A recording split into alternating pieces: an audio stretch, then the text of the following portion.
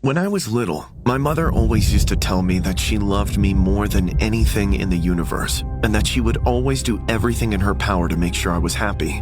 These words used to bring me comfort in my early childhood, but unfortunately, that all changed when I realized just how far my mother was willing to go to keep her word. I witnessed her commit unspeakable atrocities for my sake, and I've never been the same to this very day. My father abandoned my mother and me for a younger woman after I turned 14. He didn't even file for a divorce, as he just fled the state with his new wife to avoid paying child support. Things began to fall apart pretty quickly, as my mother was a traditional housewife who didn't work at my father's request.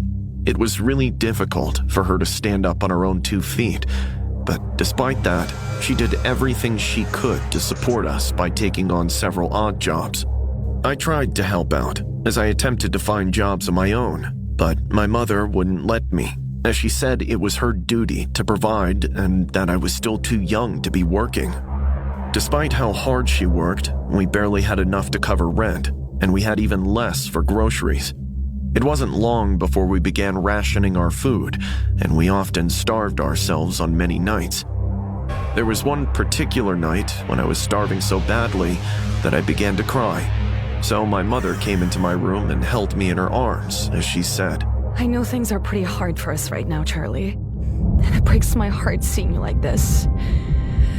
But I promise you that from tonight henceforth, you'll never go hungry again. I have a plan, and once I carry it out, we'll go back to having full plates for dinner like we used to. I could tell my mother was just trying to comfort me, as even at that young age, I knew just how bad things were. We still hadn't paid the rent, and I knew there were still many hungry nights ahead of us. However, my mother had this disturbing look in her eyes, and to my surprise, she kept her word, as we had full plates of dinner the following night. While I was ecstatic to eat, I couldn't really tell what type of protein was on my plate, and I remember asking my mother about the mystery meat. Hey, Mom, what type of meat is this? I don't recognize the texture or taste, and how did you get so much of it? My mother then calmly looked at me and said, There's no need to worry about where the meat came from or how I got it, Charlie. Just be grateful that we now have more than enough to eat for dinner, just like I promised. I could tell my mother wasn't going to tell me the truth, and even though I was worried, I scarfed it all down as I was starving. However, even though I ate it all, my gut kept telling me that something was wrong. The following nights, my mother returned with the same bags of mystery meat, and every time I tried to pry, she would look at me with an eerie smile before uttering the words, Bon appetit, Charlie. I thought about leaving things be, as even though I didn't know the origin of the mystery meat, we weren't starving anymore. But my curiosity kept eating away at me inside.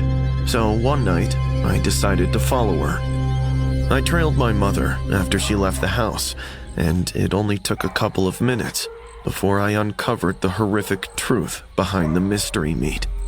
I watched in horror as my mother lured a stray dog that I'd seen around the neighborhood into a dark alley. I can't bring myself to recount the morbid atrocities my mother committed against that little animal with a large cleaver. I threw up all over myself, and I ran back home crying. After I regained my composure, I waited for my mother to arrive, and as soon as she walked through the door, I screamed the words, How could you do something so horrible, Mom? I followed you, and I saw what you did. My mother, who now had tears in her eyes, calmly looked at me and said, Please don't look at me like that, Charlie. I am your mother, and I did what I had to make sure we could survive. Even if it meant doing those heinous things to put food on your plate. We had other choices. I could have worked and supported you. Anything but this. They were only strays, Charlie. No one is going to miss them.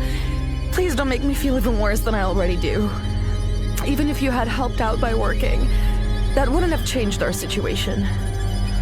We had no choice. So please just go to your room and forget everything you saw tonight. I couldn't believe what my own mother was saying.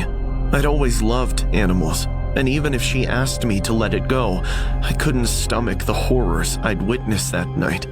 So I ran to my room and called the authorities. My mother was arrested and formally charged with aggravated animal cruelty, a felony carrying a sentence of up to 3 years in state prison. I was taken into Child Protective Services, and I can never forget the look on her face as they took her away.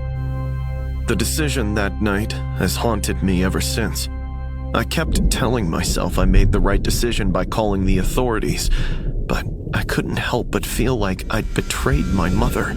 I spent several nights cursing my father for putting us in that situation.